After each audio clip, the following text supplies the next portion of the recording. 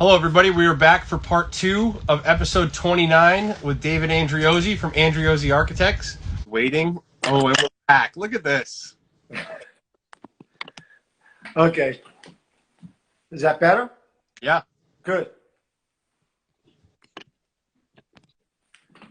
So, well, I mean, it's great to have a community that protects each other and talks about the same things.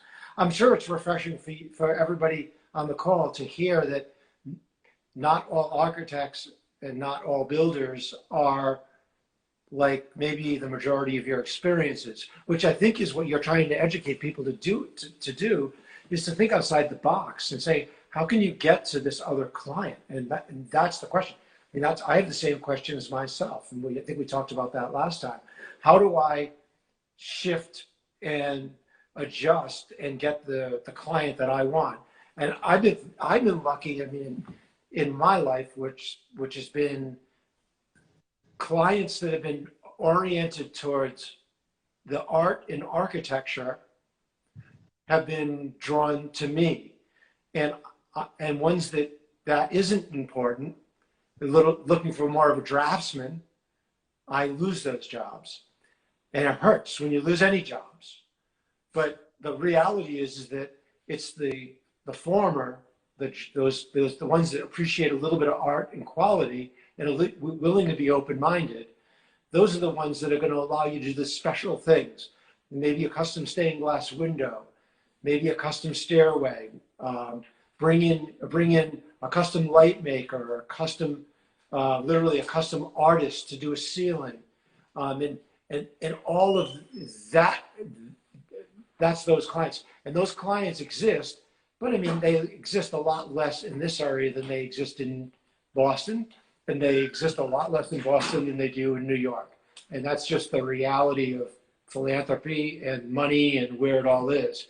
So it's our job is, how do you reorient yourself, your reputation, or what you do to change the narrative on yourself? And it's scary because once you stop making bad decisions or be willing to do certain things, and again, we talked about this before, I've made decisions where I've had to do things that I didn't want to do. But once you stop making those things, if you make the wrong ones, it does hurt you. And I think that you have done, because like what you're talking about, I think it's, those clients exist, but they're really hard to find because of a few reasons. But I think the main thing I tell like young painters when I'm talking to them and asking me how to do what I do and stuff, it's like the best clients, they already have a painter. The best clients, they already have an architect. Like, they're awesome and they have good people who serve them. And it takes time to build reputation and to get in these markets. Like the type of markets that we are in right now, they're not markets that you just show up with the cheaper price and get to the top of the list. Right. And that slow building of reputation, I think it's the part no one wants to hear. It's like, oh, there's no like shortcut to get there? It's like, no, there really isn't. But I like what you said, like not sacrificing what you are, who you are. And it's like the slow build to where eventually you're just known as for who you are. Yeah. For those that didn't hear this last story, I got to tell it again because it's just so important. Even if there's only half of you, is that my fee has always been my fee. I don't negotiate my fee.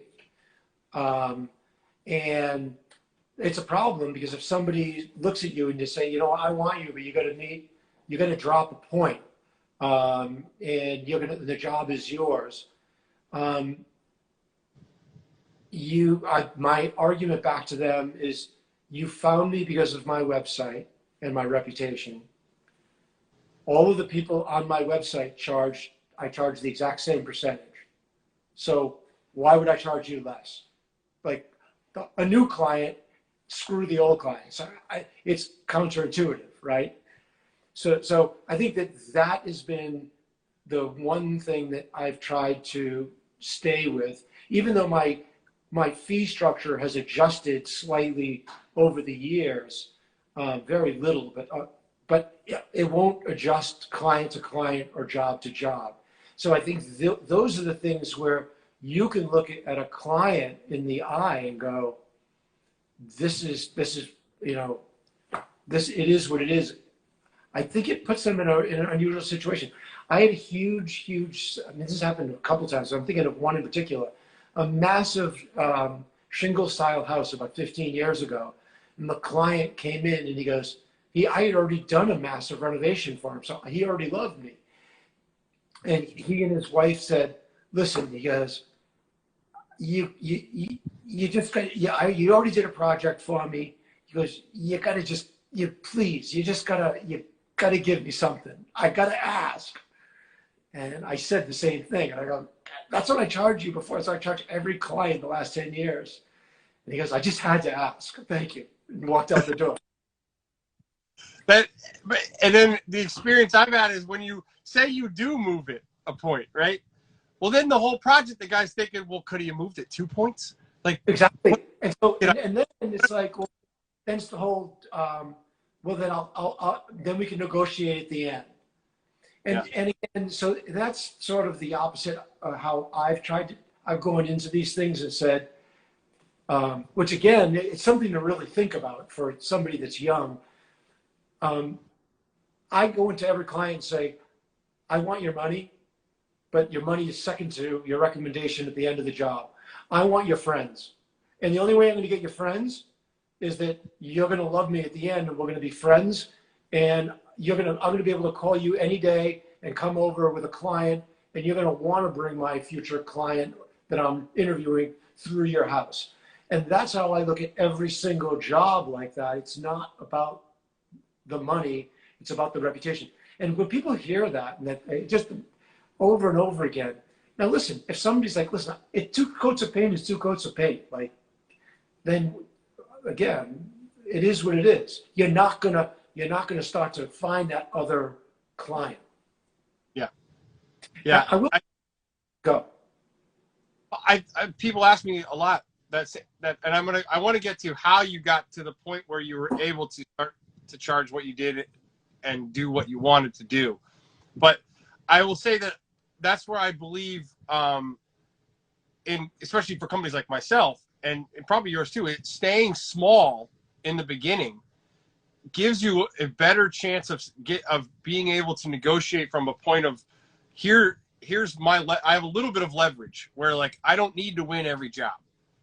And if you stay small, you can continue to say no to the projects that don't fit.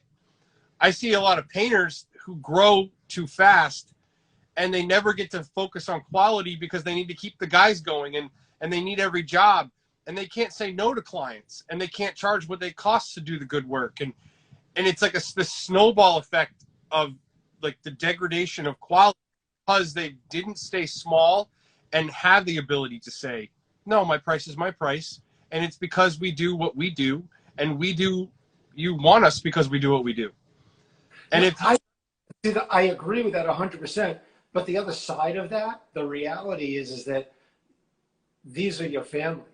And when things get a little soft, you're like, oh my God, I got to protect my family, these people. And so that puts a dynamic into it where you start to have to consider things for their sake. I mean, like, it's very complicated.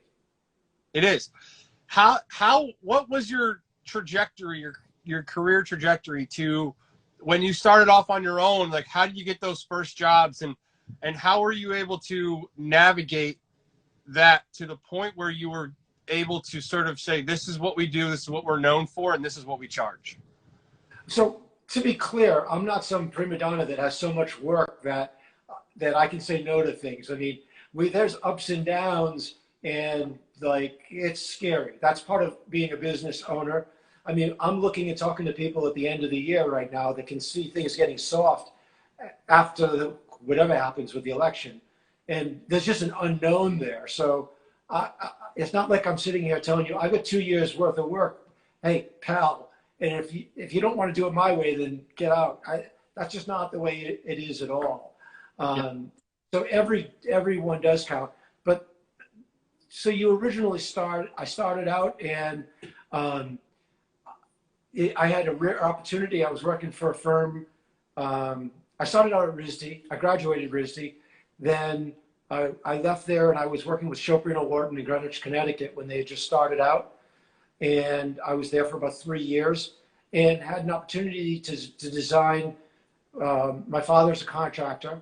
To my brother and my uncle now, Andreozzi Construction. And so his best friend needed a house design, and I had an opportunity to design my first commission, which is the house that you were involved with recently on Adams Point Road. So that was my first sort of commission, which was I rented space in Pawtucket and on 5th floor next to another architect that I knew that put me under his wing and said, you can borrow my copier for, I gave him $35 a month, and a secretary answered my phone. It was like, whatever it was awesome. Ted Ross, I love you. And so I started there, and that was published. I mean, that was produced. And I had a little bit of a little stream in the beginning of work through my parents. And then I'm talking about from the time I was like maybe 20, I'm guessing 28 to 32 or so in that 5-year period. So a little job. So they were splintering in with things that were coming in. At the same time, that house gets published, and then that house wins some awards, and then you're able to start to build a sort of a reputation off of that. And then within about 10 years, the majority of my work was coming in through our own reputation and people finding us. And I don't know if I told you this before, but I'm going to say it again. Since we set up the first website, I would say 60 to 70% of my major leads come directly off of the website, Google searches, somehow indirectly. That's how they came. I believe the future of that is going to be, it already is IG. And it is. And I mean, we can go on, I mean, it's off topic forever, but the connectivity that is made through, and I'm only starting to build this. We built it up about 1,000 in the last 6 months or whatever it is. But you can see the people that are joining, that are becoming part of I check every single person. And yes, there are a lot of people from countries that are 6 years old, and you know that they're the ones that are going to drop you tomorrow. But I'm also getting some of the top architectural firms and interior designers in the country that some I knew through the Design Leadership Network who were friends with me and found me, but others are finding me through IG. So that network, I mean, this is mind-boggling in my case. That's free right now. It's free advertising. You're creating a network, and I've never been a networker. I've always been like, the last thing I could imagine was going down and like handing out my business cards at like a networking event at the diner every Sunday. So it was like, who's gonna hire an architect like that way? I just saw it like that was Crazyville. And maybe that was unfair, but that's how I saw it. But watching the connectivity that's occurring just with me in the last 6 months is just, it's pretty remarkable. The dialogue that goes back and forth on my website with other people that I respect and talk to, and they now know me that they may not have known me. I mean, this other group, which is totally unrelated, is the Design Leadership Network. It was my first opportunity to get involved with networking. And again, I didn't get it. And it's not really networking, at least you think it is, but it's not. What it is that it's getting together with the top interior designers, the top architects, the top landscape architects in the country, getting together, going to some amazing cultural, talking about history and architecture and art, and doing things and communicating and meeting each other. And you're not in competition with each other. You're just meeting other talented people like yourself. Somebody said to me once, a good friend of mine, he said, when you go to your first one of these events, he goes, you're going to go to like classes all day. He goes, and you're going to get something out of it here or there, and it's going to be good. And you're going to go, well, that was really good. He goes, and then you're going to order a cocktail at 10 o'clock with the people you met, and you're going to learn more than you've ever met in your entire life, than you ever learned. You're going to go, because you start to share secrets. with people that are in your industry. Do it this way, do it that way. In any case, I am optimistic that IG is the future. It's going to be interesting at some point whether they apply a tax to it or a fee for it, because if they begin to realize the real networking value of it. Yeah, like I said before, I can't wait for you to get that first project through IG. You are killing the game on IG lately, I have to say. I love how often you're posting and how great the content is. I've often said guys like you, it's the more established companies have the ability to be the best, and most of them are the worst. Most of them don't dedicate the time and energy to really doing it. They have somebody that's just like some intern that's just posting random pictures with very like vague descriptions, and it's like the little guys are the ones who are like putting out the good stuff because they don't have anything. When I started, I didn't have anything else to do. I wasn't busy, and I was just posting stuff. Right. And now it's like I'm seeing all of your content, and if I'm a client looking for an architect and I get to see David's face on there talking about his project and what went into that project, what an amazing way to sell a project to a client versus even the website, which is this stagnant thing that of pretty pictures. And my website, which needs to be updated, it's literally 15 years old. And I told you that's the third website that I had, and it was a temporary website. To me, it's useless. I mean, it's like, what am I going to do? Like build 30 pages of content of people that's not where my job's coming from. My job's going to be coming through.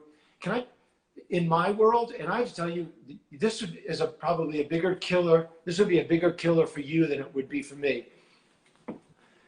One of the things that I learned through this national networking, and I learned it from architects, is that the people that recommend the high-end work are the interior designers and the interior decorators. They're the ones. They're the ones that are recommending the architect. In my case, in most cases, I'm recommending the interior designer, because people will come to me first, and then I will fit a couple interior designers that I think are good fits with my client, let them interview those 2 or 3 people, and they'll pick one of those people on their own. And that's how I generally work. But from what I understand, I mean, at the higher level, because that's what your product like really is. It's my level, but it's the higher level. You're talking about something where an interior designer comes in, and a client, a patron, they have a long-term relationship with an interior designer when they live in New York or Miami or whatever. That's nothing like the average things that we're involved with. They fly all over the world, and they're doing this project and that project and the other project, and they're friends. And when you're a friend, you can have a discussion about whether you need radiant heat or better quality paint, and the person's listening to you. And so I think that, you know, even for the more entry level painters, I would say, think about the interior designers as being a much more open conduit for a recommendation than an architect. An architect really can't. I mean, a good architect is recommending in most cases the contractor, and usually it's 2 or 3 contractors, and they're choosing one of the contractors. I can't come in and say, I want you to use my painter and my AC guy and my stair guy, because guess what? I'm responsible for the quality of craftsmanship for every single person that I'm bringing in. And by the way, it flies in the face of what the architect is supposed to be doing, which is, you know, being a guardian of the entire process. The interior designer usually has a different relationship than that. They're usually coming in, like we talked about before, they're setting up a transparent budget. And once they have that transparent budget that the client agrees to, they're bringing in many cases, hand-picked people to fulfill their positions that hopefully will match those budgets. The same way that I do, but they aren't putting it out to, most of them aren't putting it out to bid. So there, you have direct connectivity to the person that's recommending you. So I would encourage that at all levels, even if it's at the lower level. You know, go to there's all different levels of interior designers and interior decorators, just like there's all different levels of architects. Pick one that's doing work that's analogous or slightly above what you're working at, and make the connection that way. Present your position of quality and recommendations of people. And obviously, getting back to how you started, images are key. I mean, when you go down that I'm new at this, when you go down the IG stream right now, I'm trying to have every single picture just be an exact expression of what we are. And I would say 1 out of every 15, I will actually delete, because I can already tell that when I look back in combination in the checkerboard and you go, yeah, that's not holding up. So, it's not about getting quantity out there, which is a whole different issue, because I'm a small architect. I'm doing 3 or 4 projects a year for the last 30 years, and I've only photographed probably, I don't know, 20. So I don't have that many really good pictures. So having high quality pictures, and I would tell everybody, I'm sure you've said, having high quality pictures is the most important thing. I see people that have a lot of likes or whatever that have bad quality pictures. That's only going to get you so far. Because the thing about I found is that you want to see these things every day, and the minute something becomes annoying, but you're gone, right? Yes. Yes. And I love that. You have such an instinct for it, which is amazing to hear. The overall look of the feed, like you said, for someone like yourself, especially, because you're a designer, you're as an architect, you have an aesthetic. And so if I scroll your feed and it doesn't have a clear aesthetic to it, you've already lost me, right? So, and wait, just to be clear to the 16 people that are listening, I came in as David Andreozzi, so that's my personal feed, which you're more than welcome to go to, which is mostly me drinking wine and cooking and dancing on tables. So, which has nothing to do with Andreozzi architecture, which is the feed we're talking about.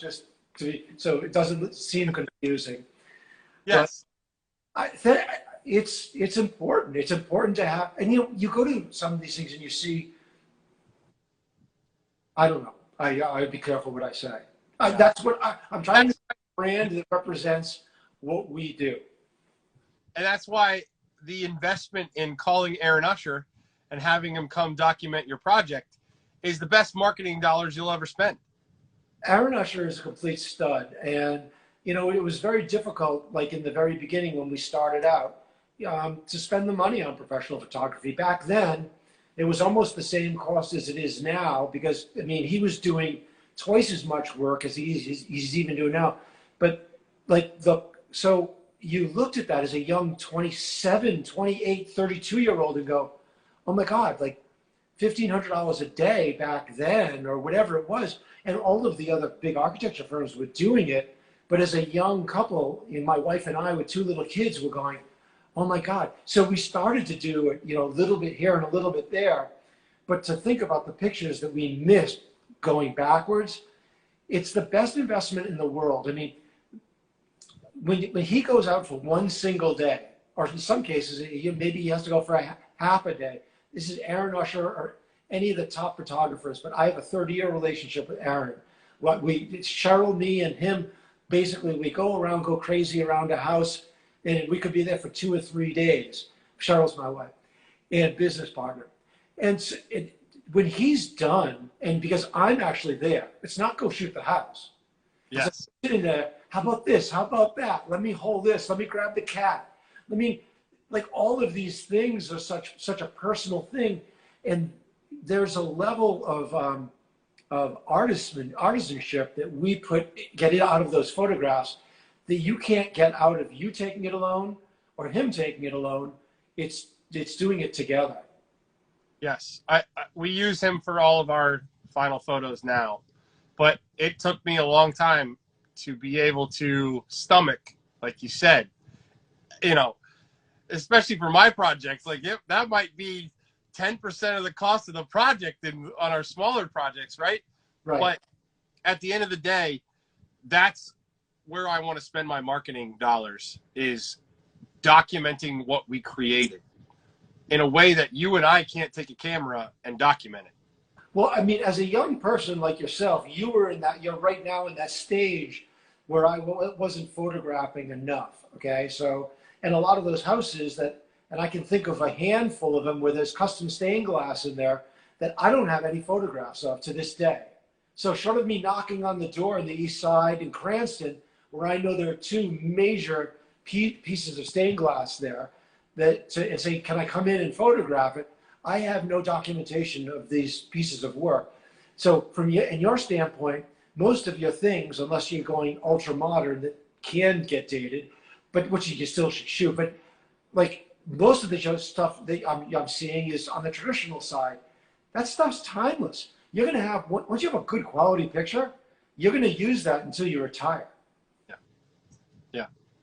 And I it was one of those things, like you said, like when it first starts though, it's just so hard to wrap your head around spending that money. And now it's like, well, of course, like that you have to, like, it's not even a thing. But, and even this conversation, it just solidifies it that much more in my head. It's like, yeah, now I got to go back and figure out if there's any I've missed, because it is so important to have them documented. Like I document all our stuff in a rough video photo way, but it's when you get to see the final photo that you said that's really timeless. So another trick that I've been doing over the last 6 months is I've gone to some of my older projects and when that I know that have gone for sale, and I'll actually download the pictures that were on the real estate. I will always credit the photographer if it's on there, and or credit the real estate agent if I'm using their photography, because you should. But that some of the photography I get, and it's never at the resolution that I need to be happy to get those photos perfect. Like you said, you want each one to look like a piece of candy. And to do that, you need a pretty high resolution photo. Most real estate photos are actually brought down, and they're brought down to create a faster website. So you have this back and forth, but it's definitely something to keep aware of, is to take those, and I just have them in folders. If I have this house, I'll have my Aaron Usher photos, and then I'll have my own photos that I took that are Bush League. Then I'll have Dave Rizzo, my associates' photos that are 50 times better than mine. And then I'll have real estate 1 and real estate 2. So that's what I'm trying to do, is create a dialogue. But you can't compare any of those to Aaron's or professional photographer's work. And I love you, Aaron, if you're watching. Yeah, I think that's the thing that I didn't quite understand, was what a good professional photographer can do versus what we can do. And even a amateur, or even some professional photographers that aren't architectural photographers. Right. Aaron's entire career has been built on taking pictures of architecture. He's not taking family photos one day and, food. I mean, he does do some food, but yeah, but he's an architectural photographer. And when you see him work and you see the final photos, it's like, oh, I get it. Okay. Right. And cool.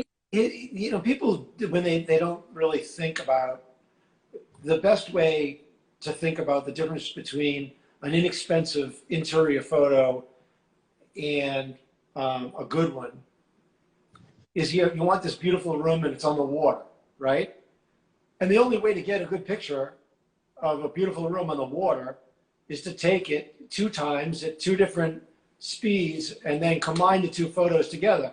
Everything out the window is being at 1 resolution to get ocean blue, and then that's cut away from the photo and then put on top of the other photo that's a perfect balance inside. I mean, that's something at Photoshop, and that's something that Aaron is a master at. But and you can get pretty good at that. I mean, I'm starting to learn it, but like it's exhausting, and unless you're an expert. But you really have to start with taking the 2 pictures, A and B, correctly to get that masterpiece. And that's what you're looking for, right? You want that one photo that you can use for an ad in Rhode Island Monthly. Use this one. Yeah. And I'm not taking it myself. And the magic that Aaron can make happen in the editing process, is amazing. But Yeah. also, he's taking he's at the photo shoot thinking about what shots does he need to make to then go do the magic. Where I might just take the photo and be like, oh crap, now I need to do a bunch of stuff to this. And he's going, I got to take this and this and this to put them together to make this. And you just can't, I mean, that's what he does for a living. What am I going to try to do that? So he's got this one camera. Oh, I'm sorry, I got to go off the wall here from one. He's got this one camera where, so this big camera, and he's got this lens, like this big round lens, right? But it goes up and down, like on the camera.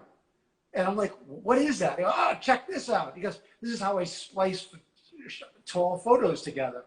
And you watch him do it so that the lens goes low, it's not in the center, and then it goes high.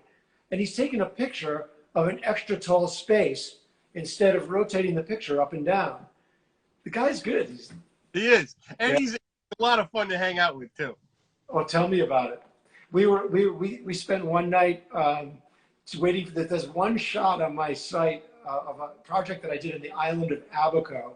And it's a big yellow house on this golf course. We flew down to do the shoot, and we wanted to get this one dusk shot. And he was sitting on this ladder for an hour with mosquitoes out, drinking cocktails, mostly me. And he's like, it's not there yet. It's not there yet. It's coming. It's coming. It's coming. And I'm like slapping the mosquitoes. Like, I'm getting another cocktail. And if you go to my website, or I can post it again, it's just this magical picture of this beautiful house with the sky is on fire. It's like on fire red. How did that project come about? I've looked at those photos so many times, and it's so amazing. And how does one find a client that to build that beautiful house? Is that the Bahamas? No. Yeah, it's in the island of the Bahamas, which island of Abaco, which is, I think it's like 175 miles to the east of Fort Lauderdale in that West Palm. So there's a long line. And it was a family, a wonderful family and friends, 3 brothers and a sister. And they decided they were members of Carnegie Abbey. And that was Peter de Savary that originally built Carnegie Abbey. He builds clubs all over the world. And he decided to build this house, this golf course on the island of Abaco. So this family decided they were going to buy one of the pieces of property very early on. And we built the very first house, and it was really intended to be a family compound. So there's a main house, and there are 2 little satellite houses, so that there's 2 master suites in the main house, and then 2 other little guest cottages with this big oval swimming pool in the middle with 4 palm trees that we brought in from California, Royal Palms. And it's like just an amazing place in the middle of a golf course on the ocean. But the key again was to create a compound to bring the family back together on various holidays and for golfing events and things like that. It was an amazingly, fun experience. Unfortunately, Abaco is the island that just got hit by the hurricane. The one that Marsh Harbor was devastated, the entire downtown. So they're still in the process of fixing the damage on that house. It's only been until recently. First, they had no materials. They had no downtown. They still have no downtown. And then, the labor and no materials. And then they were put down because of the island shut down completely because of the virus. So it's only recently it's starting to come back open, and they're starting to do the reconstruction to get that back to where it was. So that was the process. And I'll love that place forever. I've been so often. It's awesome. I would imagine there were some challenges to designing a property that's not local. Have you done a lot of those, and what are the biggest hurdles there? So I made mistakes. So I thought I did everything right.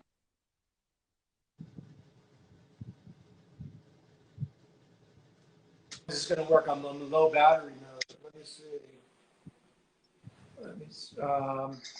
let's see how long it goes down. So one of the things, 1 second, I'm going to see if I can.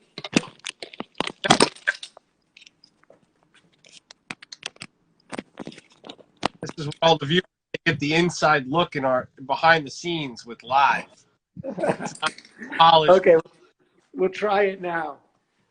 So one of the that's bad lighting. So the first thing I did was I said, okay, I said it to the owner. I said, I'm gonna hire a local architect from the Bahamas to be part of our team. And that's the first thing we did. So I gave them a percentage of my fee. They were our consultants through the entire working drawing process. And so that we could really understand the local methodologies of how things go together. And so we didn't make some completely obvious mistake.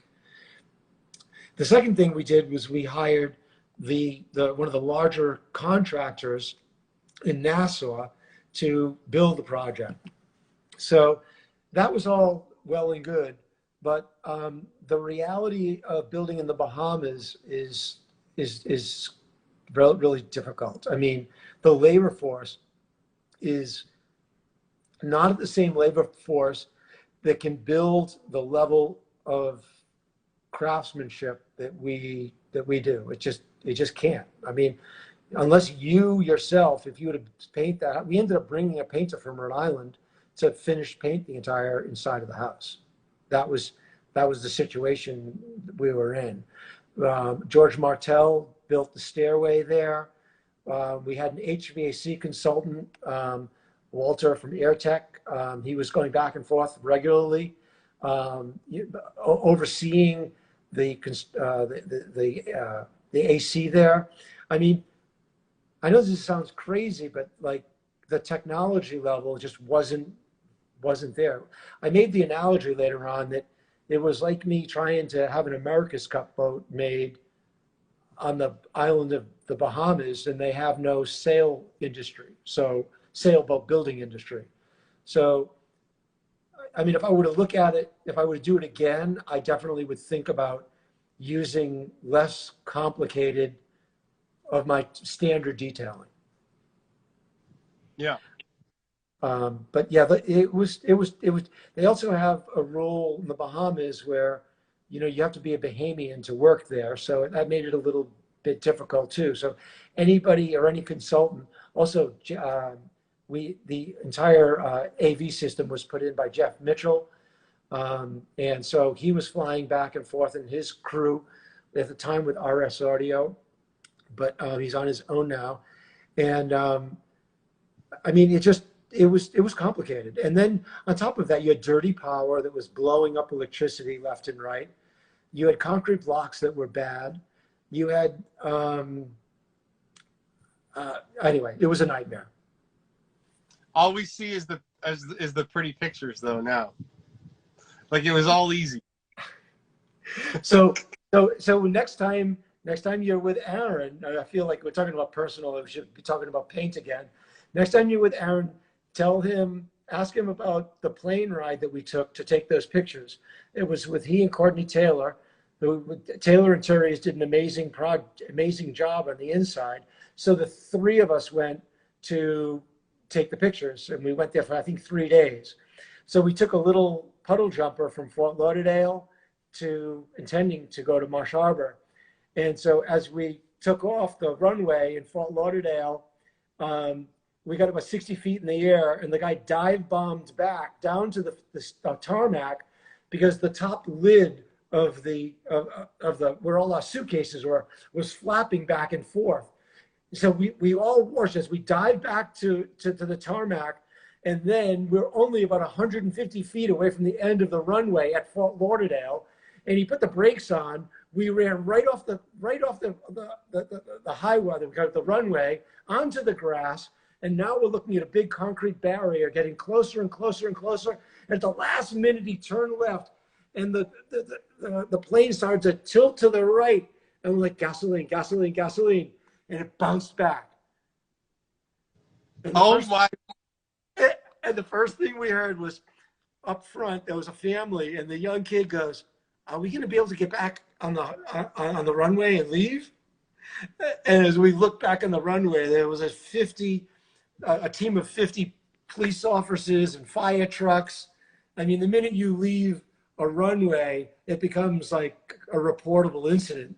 That's how we started it out.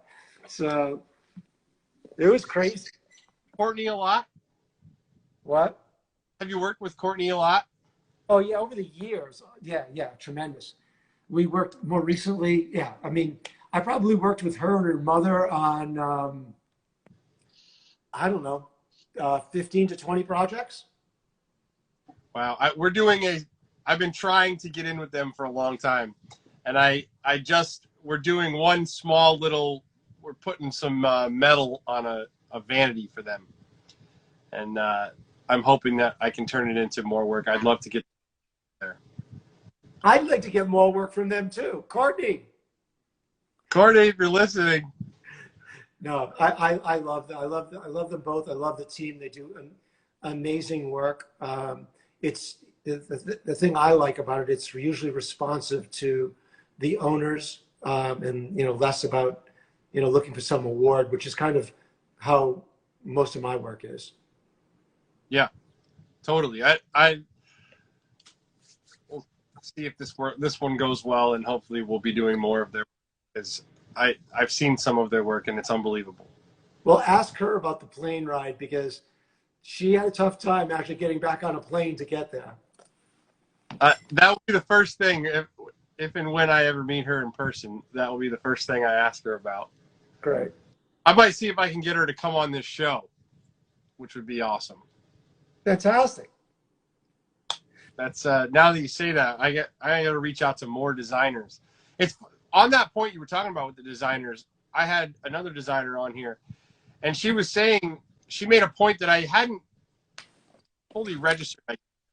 That really what she wants to work with is someone that she likes working with, and that the sale, if I'm trying to pitch to a designer, she was saying, like, try to connect with them on a human level more than even just here's all the painting things I can do and here's the technical stuff, which is where my brain goes so often. So I'm going to continue to reach out, and because all the designers that we work with I love. I really enjoy working with talented designers, and it is definitely one of my goals to work with more. So, I mean, the best story I have that ties into everything we've been talking about tonight goes back to Aaron Usher. I get photographers all the time that call me up and they're like, we'd like to do your work. Let us do a project for free, and just for an opportunity to see it. And I'm like, listen, I said, I have a 30-year relationship with Aaron. It's a friendship. So aside from the fact that he's an amazingly talented photographer, and there's another handful of people that are at his level, don't get me wrong, but at this point it's about friendship. And so I think that that's what they're responding to, is you want to work with somebody that you can relate to. I tell lots of clients, when it comes to architecture, when you're actually dealing with a couple or a family, is that at one level you have to pick somebody that your aesthetic relates to, their design aesthetic relates to, but as importantly, you have to be able to talk to this person and feel like they're listening to you and they're going to be responsive, as opposed to being, not in your sync. I mean, and that's how a lot of people get hired. I mean, it's based on personality, and that's okay. Yeah. I was talking with a new GC that we're working for up in Beacon Hill, and very secretive guy, no website. He's in with all the families and that matter, and that's like his selling point is he's a very secretive guy. And we were talking today, and he was like, I just gave a name to for people, blah, blah, blah. And then he was saying, he's like, yeah, I know you do it right now. Really need to do is get to meet these people. And he's like, I think he said the white wine and cheese crowd. And he was like, I like to call it the white wine and cheese crowd. He's like, you got to, if you can get out to dinner, out to drinks and get to know them, he's like, that's really the best way at that level in the market. And I think he's totally right. People want to work with people that they like. Well, that brings up the whole other discussion is, the way you connect with um, those patrons and philanthropists. All you have to do is spend $1 million and join Shinnecock Country Club. Yeah. And you're going to meet them. Simple as that. Yeah. And then guess what? They're not going to care about the price of the paint, and they're not going to care about my fee. So how do we get from here to there? That's what I got to find. I'm going to go to the bank. Look, I need a business loan. What do you need it for? Oh yeah, I'm joining a country club. Well, but probably would off in spades if I could just get someone to loan me the money to join the country club. Yeah. they're ITs. There are two ways to do it. You're either born into it or you marry into it. I wasn't born into it, and I'm happily married. So it is what it is. Yeah, it's interesting. I have a couple of buddies who run big companies, and they're very successful. So they are playing golf at those types of country clubs, and they get a lot of work from it. I mean, it's definitely networking, and there's no question you meet people, and there's, yeah, but yeah, again, so what you have to do is balance that, I guess. That's the decision we all make, is where do you want to spend those advertising dollars? And if that's what you think that you can go in there and spend X amount of money and hope to get 2 or 3 or 4 jobs, but then extrapolate that over 10 years and say you have to compare that to where else you might be able to spend that money, including photography. It's tough. Yeah, it is. And I keep trying to focus on quality, get a great team of people, because everyone told me when I first started this thing, it's like, it's great to do all this stuff, but everyone keeps, like, all my consultants, like, your biggest problem is going to be finding employees, because all of a sudden it's going to hit. You're going to hit a critical mass, and you're going to get in the right circles, and you have the skill set, and people are going to want you. And your biggest limiting factor will be employees. So I've been consistently building up, and I've been really focused on my team, because we're only as good as our team, and the paint job that we deliver comes from the people who are on site. And that's something that, as important as the painting is, I really love the team that we have built and how great they are on site. And like that GC I was just talking about, we're working for the client on that project, but he loves us so much because we're so easy to work with and we're so professional that he's going, and he already brought us on to another project. And that's the kind of stuff that I'm really excited about is the team that we have, but being able to scale that's tough. What that gets back into the discussion we had earlier about, I think it's difficult to keep talent in Rhode Island, especially young talent. Like if you're really, really talented and you're 18 years old or 22 years old and you're a stud, like why you want to be in Rhode Island? I mean, I want to be in, I don't know, DC, LA, New York. I mean, it's natural. There's a million places that I would want to be. So, and that doesn't even include the reality of the politics, pay scale, and taxes. So I agree with you. It's really difficult until those other things change to encourage, have people say, I mean, this isn't Seattle, like where like young people are going to, although Seattle's different now, but still, you know what I mean? A sort of a youth magnet. Yeah. That's where it's interesting because social media has been it's been great for getting work, but it's been even better for getting employees and finding and retaining top talent, which is for every company is a challenge and requires effort. But social media has really made we've been able to bring people out of the woodwork. And we have this, like, I have this team of painters right now that I'm like so proud of. And I can't even believe it. If someone told me you'd have these people in 3 years from now, 3 years ago, I never would have believed it. But social media, it helps sell us to the client, but it also helps sell us to our potential employees. It's tremendous. Soon you'll get an employee Instagram too.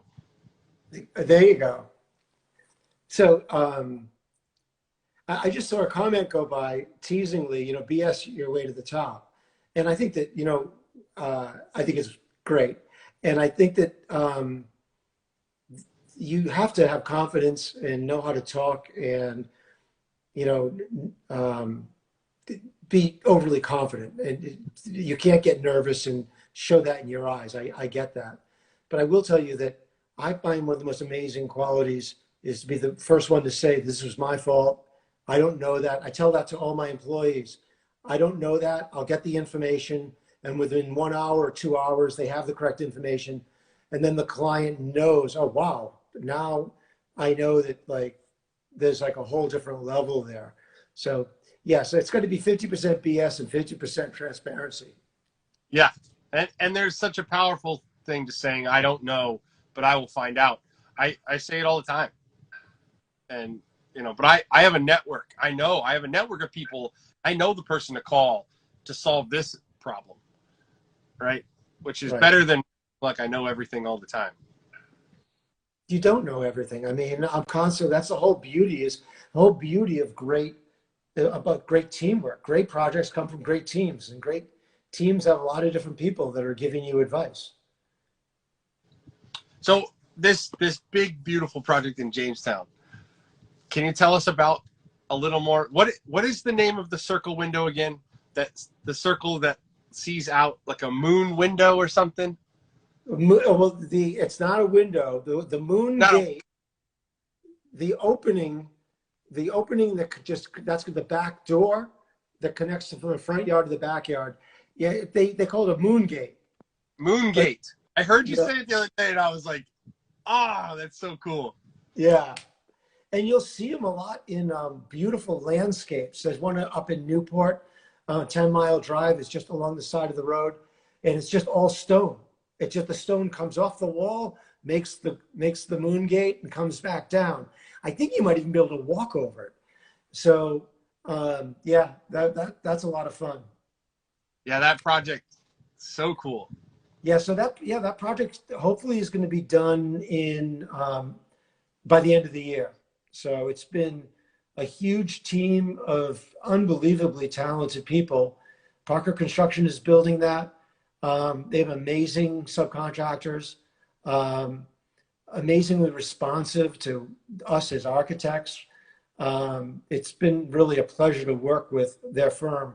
We're working on 3 big projects with them right now. Wow. They must love you. Well, I mean, it's love both ways, because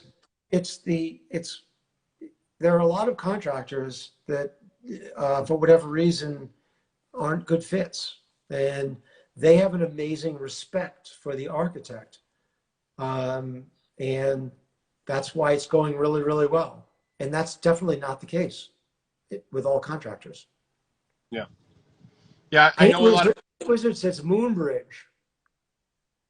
I know there are plenty of painters out there who will say the same thing about designers, right? They don't respect the designer.